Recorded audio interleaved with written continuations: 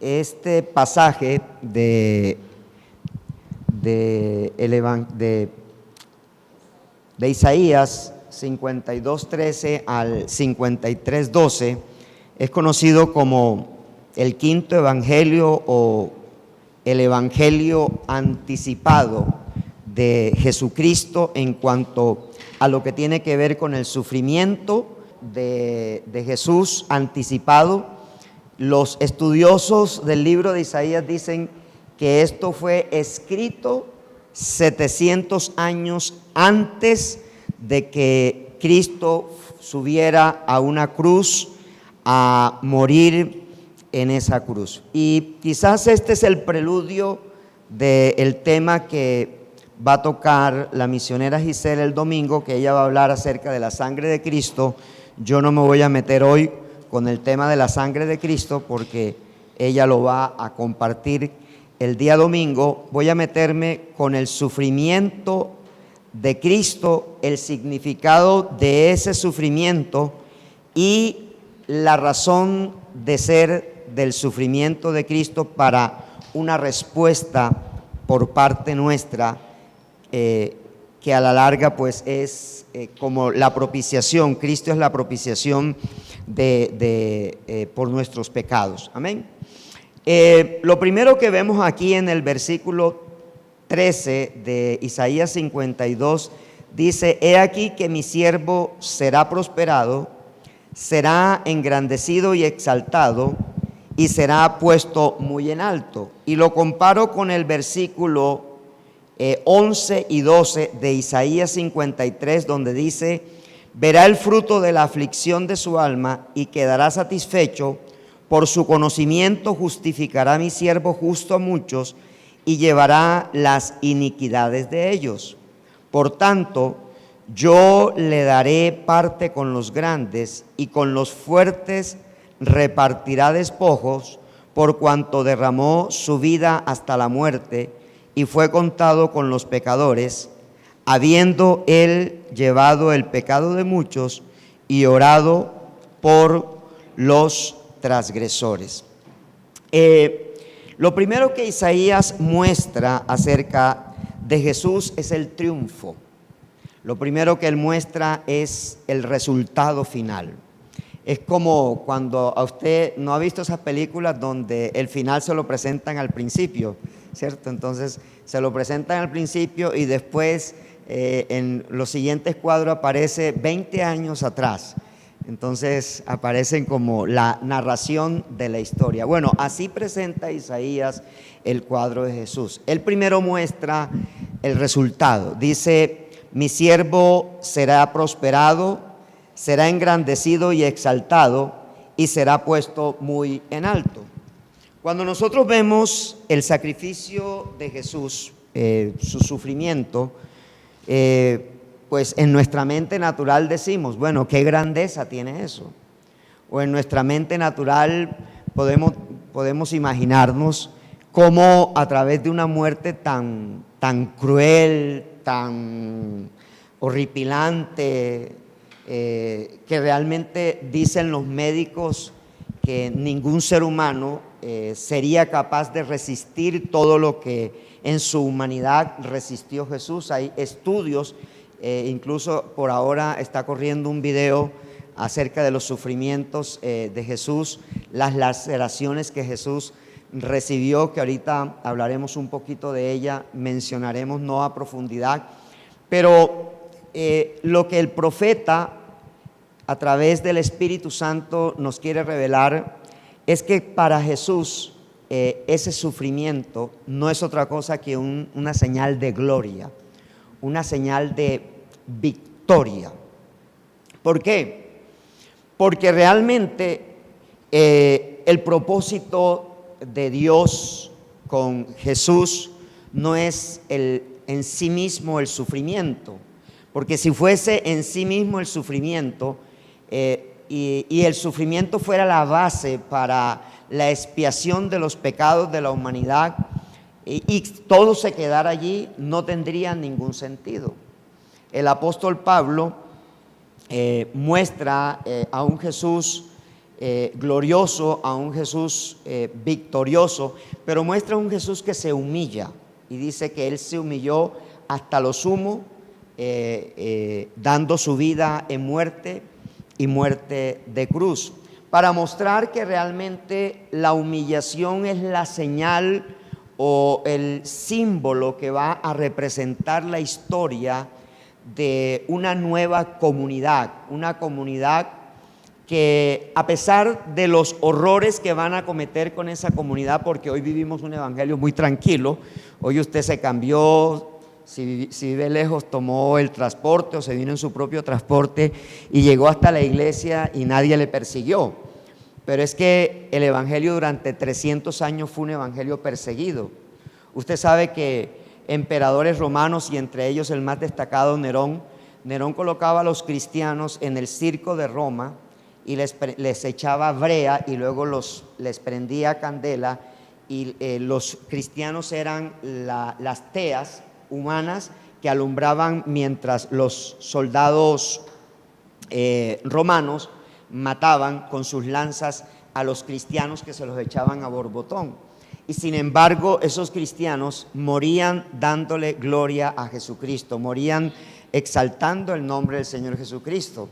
No sé cuántos, y me incluyo, no sé cuántos hoy estaríamos en este lugar sabiendo que la policía nos va a matar allá si entramos a este lugar. Hoy vivimos un evangelio excesivamente tranquilo.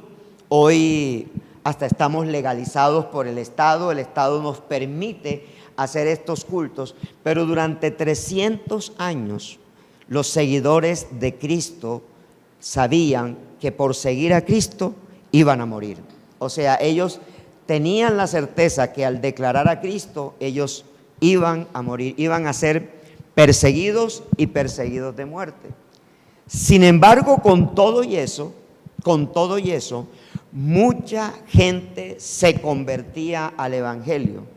Y la gente se convertía al evangelio por convicción. O sea, había una convicción de quién era Jesús o lo que Jesús significaba para sus vidas.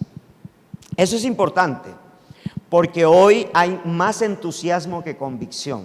O sea, hoy hay tantos distractores que tenemos como que la opción: o voy a la iglesia, o me voy para cine, o me quedo en casa viendo las películas del Nazareno, del Resucitado, de el Hijo de Dios, todo lo que se ofrece hoy pues a la carta, ¿cierto? O entro a Netflix porque estoy suscrito a Netflix y busco las películas que espiritualmente quiero verme, ¿cierto? Sin embargo, el sufrimiento de Cristo para nosotros los cristianos no tiene que ser un símbolo, sino tiene que ser una fuerza poderosa. ¿Por qué? Porque realmente estamos como que acostumbrándonos a que todo sea éxito, prosperidad, a que todo sea bienestar, y no hay nada malo en eso. Pero realmente el verdadero evangelio es un evangelio de lucha. Es un evangelio de conflicto. Cuando usted revisa la carta a los Romanos, en el capítulo 1 de la carta a los Romanos, y aún en Gálatas, en el capítulo 5, versículos 16 y 17, en el Romanos 1 dice que no hay ninguna condenación para aquellos que están en Cristo Jesús. Pero en Gálatas 15, 16 y 17 dice que hay dos fuerzas que están luchando, es decir, la naturaleza pecaminosa del hombre y la naturaleza de Dios que vive dentro de el mismo hombre, dentro de la persona nacida de nuevo, usted y yo, nacidos de nuevo. Entonces, el cristianismo genuino no está basado en no tener pensamientos pecaminosos, sino en permitir que la naturaleza de Cristo sea la que domine ese pensamiento pecaminoso. Porque muchas veces nosotros consideramos que al convertirnos ya no vamos a pensar mal, ya no vamos a tener pensamientos o que nuestra vida como que vamos a levitar, como que vamos a pasar como con una aureola, ¿cierto? Y como que nos van a mirar medio raro, y eso no es verdad. Pues realmente no, porque el sentido con Cristo es una lucha. Es decir, la vida de Cristo en nosotros no es otra cosa que colocar la naturaleza de Dios dentro de una naturaleza que ya desde Adán fue una naturaleza caída, pecaminosa, y que allí hay una lucha. O sea, allí hay un conflicto. Siempre he dicho que el verdadero cristianismo es aquel donde tú estás viviendo esa lucha. O sea, debes preocuparte si no tienes esa lucha, porque entonces es posible que estés tendiendo más hacia la naturaleza carnal que hacia la naturaleza espiritual, porque esa lucha termine cuando Cristo perfeccione su obra en nosotros. Dice Filipenses capítulo 1 versículo 6, que el que comenzó la buena obra la terminará o la perfeccionará hasta el día de Cristo, y el día de Cristo es uno de los dos: o partimos o Él viene por nosotros, ¿cierto? Ese es el día de Cristo. Entonces, el final de los sufrimientos de Cristo es que hay algo nuevo que van a hacer. Usted sabe que cuando Jesús se le presenta a Juan en el Jordán para ser bautizado, ¿cuál es la frase que saca Juan en ese momento?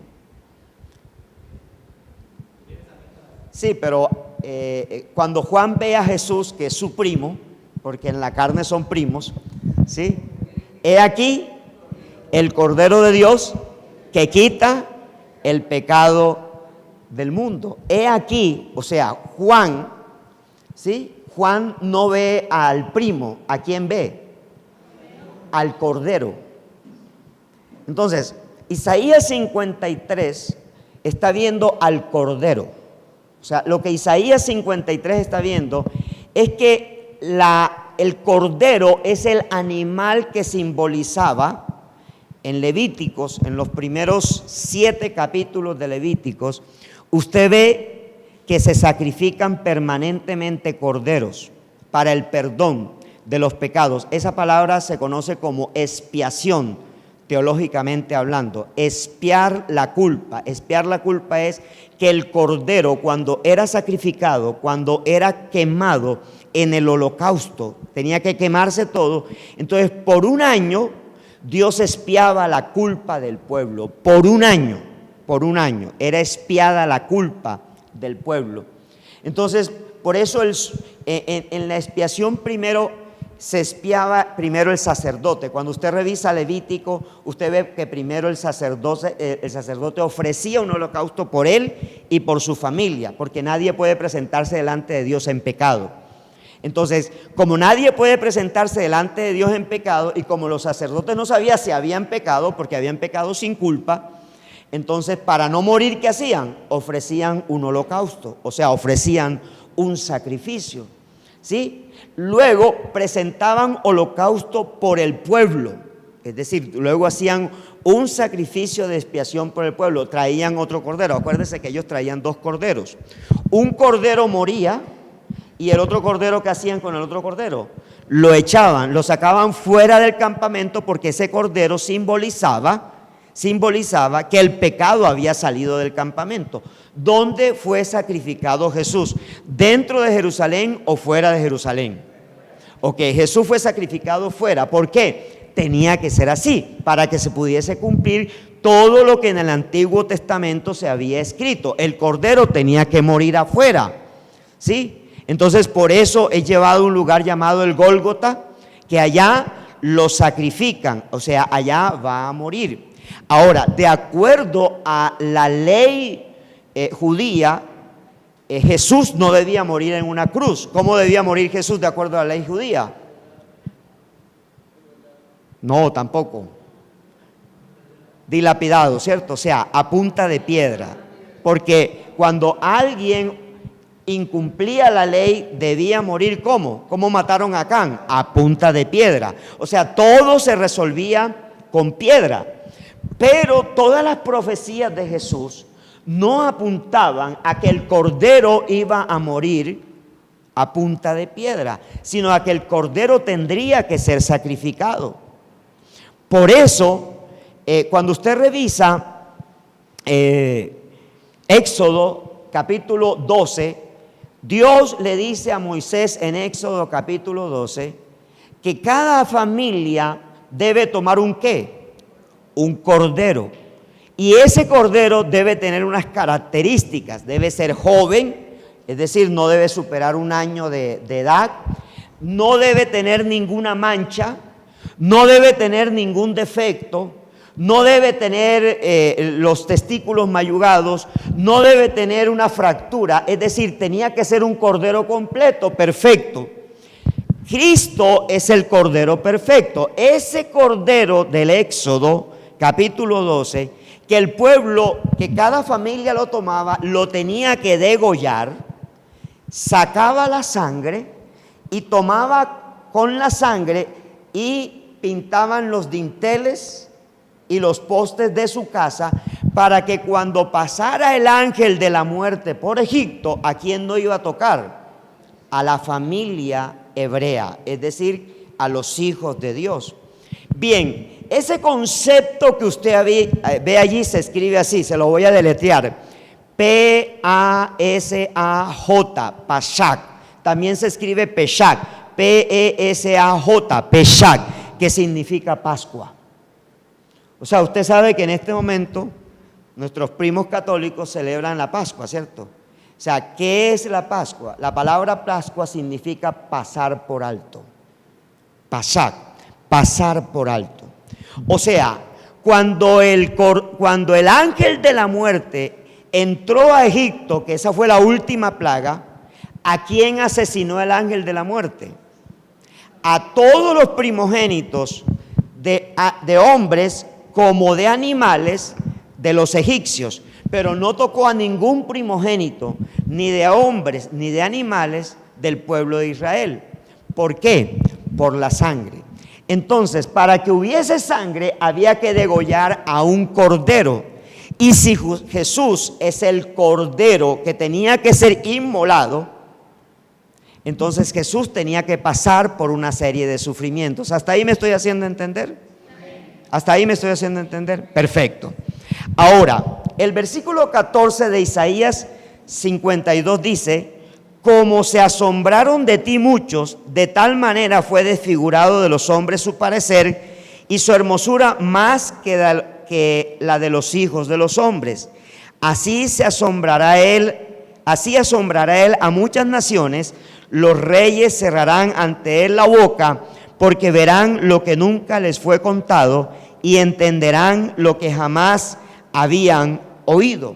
Entonces, la siguiente escritura de Isaías 52, en el 14, habla de la condición que quedaba el cordero. En el Antiguo Testamento, el cordero era totalmente destrozado, le sacaban los riñones, le sacaban los intestinos, le sacaban absolutamente todo. ¿Y dónde era colocado todo lo que le sacaban a ese cordero? En un altar de bronce. Ese altar de bronce estaba quemándose permanentemente, o sea, tenía fuego y había que colocarlo allí y se tenía que quemar todo.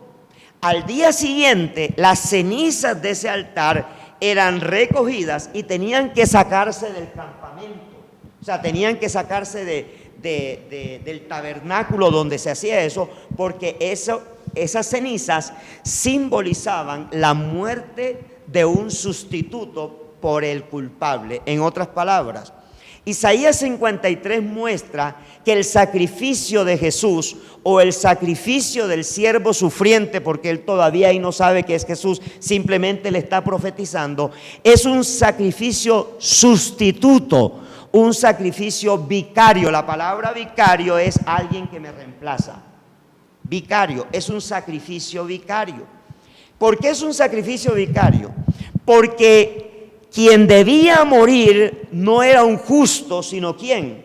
¿Eras tú o era yo? Y no el justo.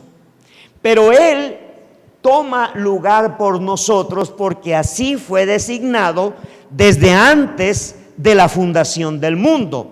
O sea, no vamos a decir, y lo he repetido todo este mes, que la muerte de Cristo no es un plan B de Dios. La muerte de Cristo es el plan A de Dios, el único plan que Dios tiene para salvar al pecador. Porque Dios, desde antes de hacer la raza humana, ya sabía que el ser humano le iba a fallar. Ahora la pregunta se resolvería: ¿para qué lo hizo? ¿Sí? Sería como que fácil, ¿cierto? Sin embargo, acuérdese de esto: Dios siempre le apuntará a que todo lo que Él cree le adore naturalmente. O sea, ¿cuántos han visto los pajaritos cantar a las 6 de la mañana, 5:30 de la mañana? Y si usted ve esos pajaritos cantar, ellos están mirando para el cielo. O sea, no están mirando para la tierra. La golondrina están haciendo su cántico y están mirando para el cielo. Todos los animales, cuando el alba aparece, miran para el cielo. Porque hay una forma natural, cómo se abren los árboles, cómo se abren las matas. O sea, las matas de noche se recogen, pero en el día se abren, y se abren en sentido hacia el cielo. Porque la creación, Dios se arriesgó a crear el universo, a crear la tierra y a crear el hombre, a pesar de que el hombre iba a contaminar todo lo que terrenalmente él había creado. Porque Dios no creó títeres, no diseñó títeres, ya lo expliqué en el día de ayer. Dios diseñó personas que tuvieran su imagen y su semejanza, y una característica que tiene Dios se llama libre albedrío, es decir, Dios puede hacer lo que Él quiera. Y eso nos los colocó a nosotros, simplemente que nos dio unas restricciones, unas limitaciones que nosotros nunca cumplimos. Pero aquí hay algo muy importante, y es que ese quien ha creído a nuestro anuncio habla sobre el genuino evangelio que se va a vivir en la persona del Señor Jesucristo. El evangelio hasta el día de hoy no es creíble para muchas personas. O sea, cuando usted comparte el evangelio, hay muchas personas que le dicen: hombre, eso es ciencia ficción, eso nunca existió, eso quién sabe quién se lo inventó, usted no sabe quién escribió eso, quién escribió los evangelios, porque para mucha gente lo que se dice de Jesús es ciencia ficción. Entonces, hasta el día de hoy, quien ha creído a nuestro anuncio es: cada vez que tú compartes del evangelio y la gente te dice: no, yo no creo eso, se está cumpliendo esta palabra. ¿Quién ha creído a nuestro anuncio? El profeta está diciendo: yo estoy anunciando que viene un siervo que va a sufrir mucho. Estoy anunciando que viene un siervo sobre el cual se le va a cargar todo el pecado de la humanidad, pero nadie va a creer este anuncio. Cuando Jesús hacía milagros, los judíos, los religiosos, ¿qué decían de él? Que él hacía milagros en el nombre de ¿quién? De Belcebú. Y sabe que Jesús le dijo: ustedes, cuando han visto a Satanás sacar a otro demonio, o sea, un demonio no saca a otro demonio, ¿sí? Es como el que quiere sacar demonios con una imagen o con un rosario. O sea, un demonio no saca a otro demonio. Y cuando dice sobre quién se ha manifestado el brazo de Jehová, el brazo de Jehová no es otra cosa diferente a su castigo, a su sentencia. Y aquí hay algo muy importante que debemos entender, o por lo menos lo expongo para que lo tratemos de entender. Y es que todo lo que Dios quería sancionar sobre la humanidad, lo hizo sobre el cuerpo de su Hijo Jesús. Y esto es importante entenderlo, porque muchas veces nosotros terminamos teniéndole más temor al que ya está vencido que al juicio que Dios va a hacer en el día final. Porque voy a hacer como un relato rápido de las operaciones sancionatorias de Dios. En Génesis capítulo 3, Dios sanciona al hombre expulsándolo del Edén. En Génesis capítulo 7, Dios sanciona a la humanidad perdida con un diluvio. Es decir, en Génesis capítulo 7 hay un diluvio y Dios elimina a todo pecador sobre la tierra. ¿Quién quedó en ese momento? Solo la familia de Noé. Noé, la familia y los animales que Dios le dijo a Noé. Pero Dios hizo una promesa que no volvía a destruir la raza humana por medio de lluvia, de agua, ¿cierto? Entonces, la tercera ocasión donde Dios hace una sanción es contra Sodoma y Gomorra, que destruye 2 naciones por causa del pecado. Y la otra sanción la hizo con Jesucristo, su Hijo. Sobre la vida de Jesucristo cayó todo el peso de la maldad del mundo. Todo el peso. Por eso, el brazo de Dios es su juicio, que ya no está vigente en este momento, pero que sí se va a activar en el juicio final. Porque la gente cree que no va a haber juicio final, pero sí va a haber. Porque si la Biblia lo dice, se va a cumplir. Ahora, muchos de nosotros decimos, no, pero la gente dice que Jesucristo viene, pero no, pues ¿cuándo ha venido? ¿Cuándo va a venir? Si cada día hay más maldad. La misma Escritura dice que la maldad necesita acelerarse, o sea, tiene que crecer. Todo lo que está pasando tiene que crecer, tiene que crecer. Todo esto que se da con comunidades LGTBI, todo esto que se está dando, todo esto tiene que suceder. Asesinatos, violaciones, todo esto tiene que pasar. El hombre matando al hombre, todos son situaciones que tienen que darse porque la maldad tiene que crecer. La ciencia tiene que crecer, por eso hay un aceleramiento de la ciencia también. Porque cada vez que se acelera la maldad y se acelera la ciencia, porque entre más se acelera la ciencia, el hombre niega más a Dios. Entonces, en esa aceleración, lo que está ocurriendo es que Dios está acelerando sus tiempos también. Nosotros tenemos que estar preparados todos los días, por si acaso Cristo viene, ¿cierto? Señor, yo todos los días hago la oración de fe y todos los días digo, Señor, sálvame, porque yo no sé si hoy vas a venir. Ahora, escuche esto. Subirá cual renuevo delante de él y como raíz de tierra seca, no hay parecer en él, ni hermosura. Le veremos, pero sin atractivo para que le deseemos. 3, despreciado y desechado entre los hombres, varón de dolores, experimentado en quebranto, y como que escondimos de él el rostro. Fue menospreciado y no lo estimamos. Todo esto es lo que yo le he descrito. Ahora, dice el versículo 4 que resume todo lo anterior. Ciertamente llevó él nuestras enfermedades y sufrió nuestros dolores, y nosotros le tuvimos por azotado, por herido de Dios y abatido. Mas él herido fue por nuestras rebeliones, molido por nuestros pecados. El castigo de nuestra paz fue sobre él, y por su llaga fuimos nosotros curados.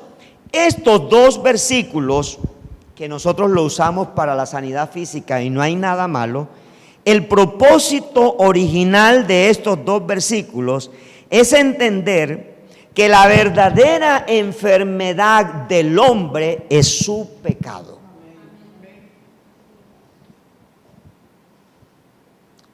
Nuestro pecado es la verdadera enfermedad, porque la enfermedad aparece después del pecado, no antes del pecado.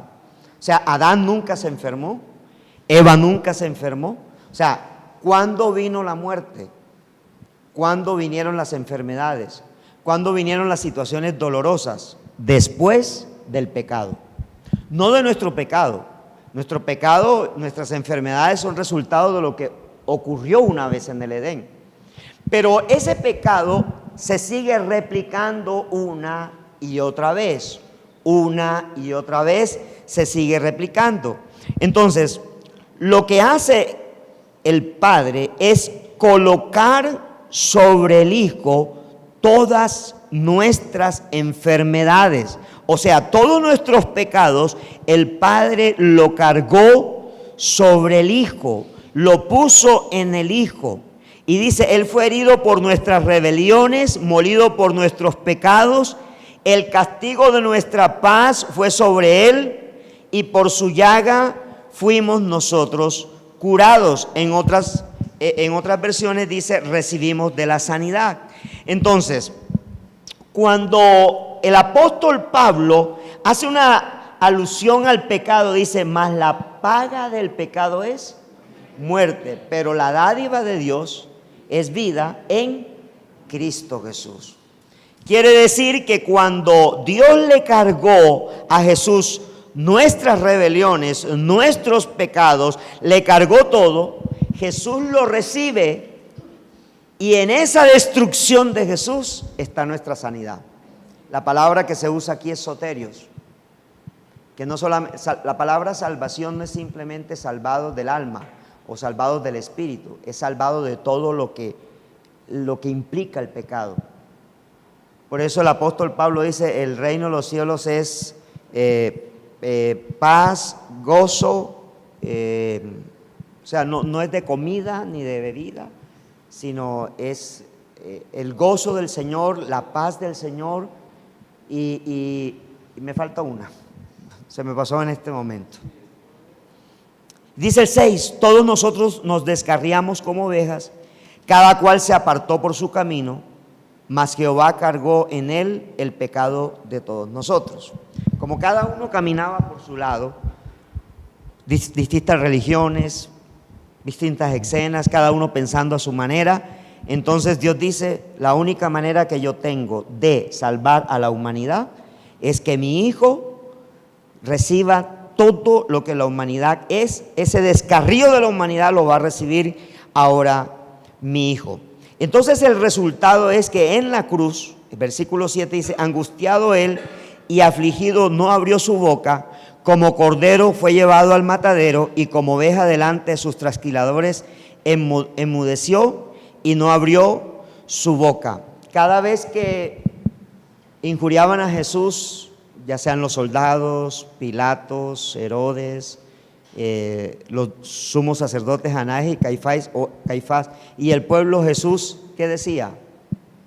Nada, piquito cerrado. Jesús nunca cambió el plan de Dios, porque hay gente que dice, no, que Jesús en Getsemaní, que allá la pensó 2 veces, no, en Getsemaní Jesús vio todo lo que le iba a caer. Todo lo que le iba a caer. O sea, imagínense la escena de Agar, que puso a Ismael. ¿Dónde lo puso? En el desierto, ¿cierto? Allá le puso la jarrita, la única jarrita de agua que tenía. Tómesela, mijo, que después de eso usted se va a morir. Y ella estaba mirando cómo se moría su hijo. Y la pregunta es, ¿se murió? ¿Qué hizo Dios? Apareció, le puso un oasis allí a Ismael y le dio una promesa a Agar, que era para Ismael. Dios es Dios de rescate permanentemente. Dios siempre será Dios de rescate. Por eso cuando nosotros caemos, corramos a los brazos del Señor. Corramos a donde Él.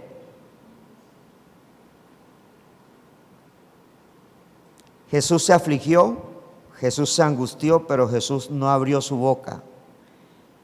Él se veía como el cordero que iba a ser llevado al matadero y como oveja delante de sus trasquiladores, o sea, todos los religiosos de esa época. Ahora dice el 8, por cárcel y por juicio fue quitado y su generación, ¿quién la contará?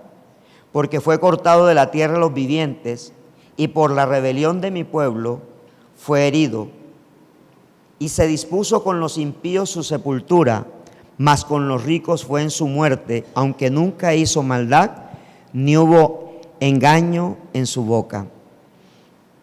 ¿Quiénes acompañaron a Jesús en el Calvario, en el Gólgota? No, al lado y lado. 2 joyitas, ¿no? 2 joyitas, dos ladroncillos, 2 ladrones. Cumplimiento de Isaías 53:9. Con los impíos. Aunque realmente algunos dicen que en la inspiración Isaías tergiversó, porque en la muerte fue con los impíos y en la sepultura fue con los ricos, porque Jesús fue enterrado en el sepulcro del hombre más rico que tenía en ese momento Jerusalén, José de Arimatea. Él es el que pide el cuerpo de Jesús, José de Arimatea. Entonces, esto se cumplió también, porque de lado y lado, o sea, ¿qué hacían esos ladrones ahí? ¿Por qué tenían que matar a dos ladrones con Jesús?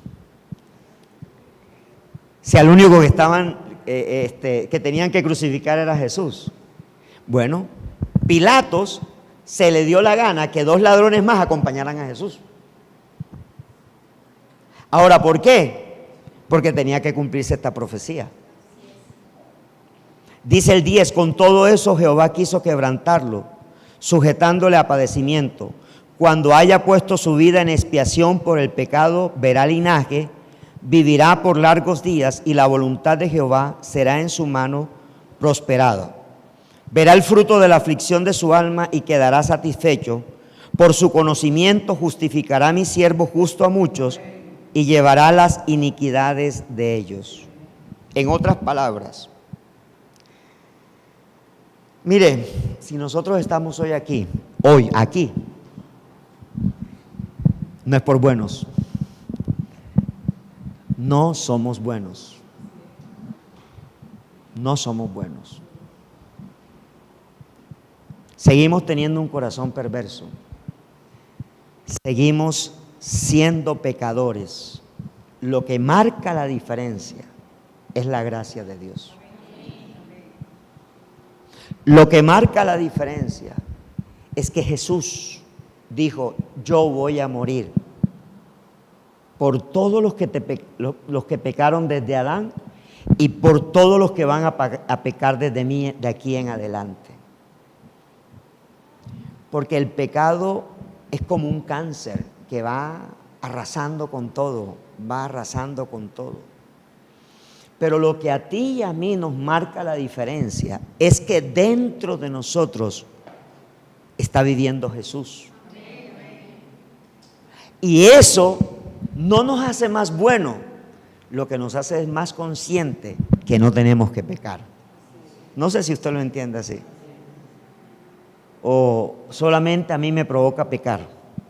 No, yo creo que a todos nos provoca pecar. Pero lo que marca la diferencia es que cuando queremos pecar, hay uno que se levanta dentro de nosotros y dice: yo pagué el precio, no peques. Y allí es donde yo entiendo a Juan cuando en su primera carta dice 5 veces: y el que ha nacido de nuevo no peca, porque tiene la simiente del Hijo de Dios. O sea, dentro de ti, dentro de mí, dentro de cada creyente está la simiente del Hijo de Dios. Y cuando esa simiente está, nosotros la activamos de 3 maneras. Una, orando. Ora cada día por tu salvación. Cada día ora por tu salvación. Ora cada día porque Jesús derrote toda influencia satánica que quiera destruir tu vida. La oración afecta nuestra vida espiritual para no pecar. 2, la otra herramienta, la otra arma que tenemos para mantenernos en la salvación sin pecar, se llama la palabra de Dios. Maridos o mujeres, ¿no le ha pasado que ha peleado con su cónyuge y usted no puede hacer el devocional del día siguiente sin ponerse en paz con su... Porque usted, aunque abre la Biblia o abra su teléfono inteligente en la Biblia, que sea... No, yo tengo que regresarme, amor, ¿me perdonan? Sí. Porque la palabra es Cristo. Y como Él mora dentro de nosotros, Él nos dice, yo pagué el precio por ti, pero tú no puedes ser superior a mí. Mire, dicen los historiadores, no lo estoy diciendo yo, y los que están viendo el video por YouTube, no lo estoy diciendo yo. Los historiadores dicen que cuando finalizó el primer siglo de la era de Cristo, en el mundo solo habían 10,000 cristianos, en el mundo conocido, que en ese momento pues era todo Asia, todo el tema de Roma, o sea, solamente habían 10,000 cristianos. En la época de Constantino, cuando la iglesia de Roma se une al gobierno y aparece entonces ya una iglesia que gobierna, supuestamente teniendo el tema del reino de Dios, y eso es otro tema para compartir, eran apenas 300,000 cristianos en el mundo, pues en el mundo conocido en ese momento. Pero las estadísticas dicen que en este momento somos cerca de 7,500 millones de personas en el mundo. Y dicen las estadísticas que en este momento la cristiandad alcanza al 40% de esas 7,500 personas. O sea, que nosotros somos más que cualquier otra religión que hay en el mundo. ¿Sí? Quiere decir que lo que hizo Cristo en la cruz es el cumplimiento de Isaías 52:13 y de Isaías 53:11 y 53:12. Dice, porque el profeta dice algo que es contundente en el 11 y en el 12. Verá el fruto de la aflicción de su alma. ¿Cuál es el fruto de la aflicción del alma para que Jesús quede satisfecho? El perdón del pecador. Cada vez que alguien, por muy pecador que sea, lo que usted quiere imaginarse, pide perdón, Dios lo perdona por el sacrificio de Cristo. Ha podido fumar la marihuana más grande, meterse los kilos de perico que quiera, consumir la cantidad de alcohol que quiera, ser el más adúltero de los adúlteros, el más fornicario de los fornicarios, el crear la pornografía.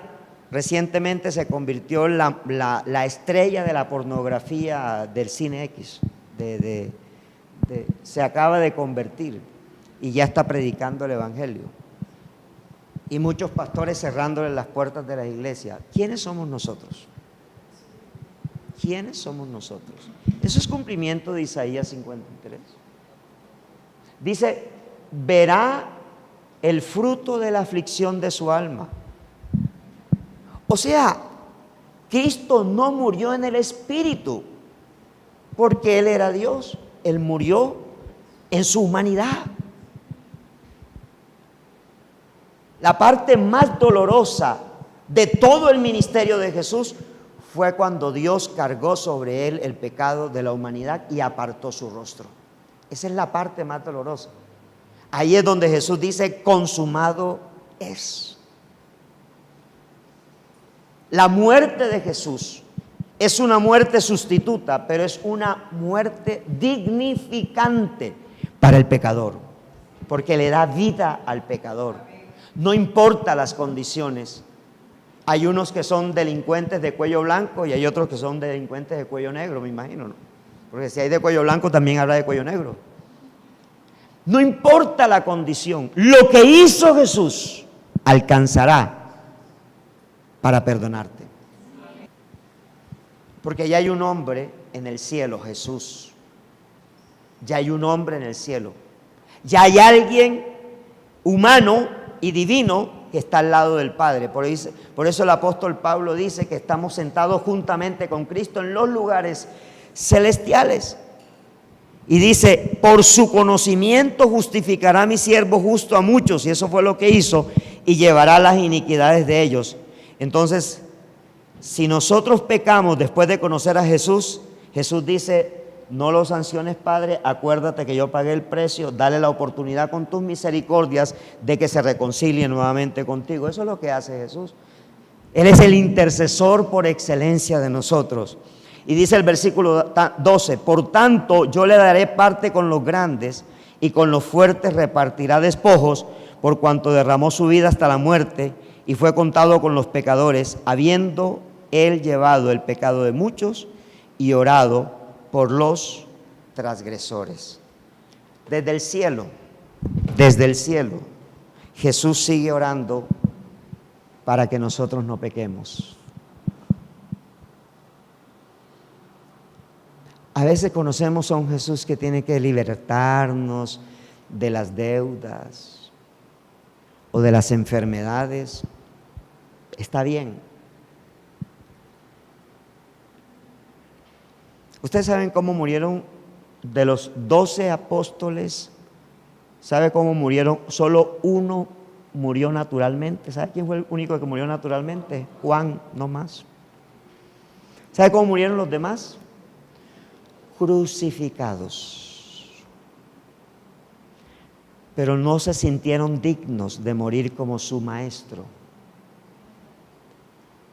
A sus